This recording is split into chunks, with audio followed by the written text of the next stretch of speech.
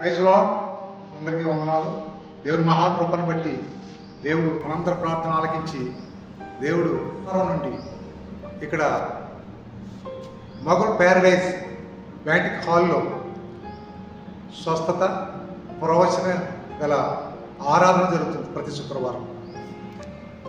కనుక ప్రతి ఒక్కరూ వచ్చి ఆత్మీయ ఆశీర్వాదాలు పొందండి.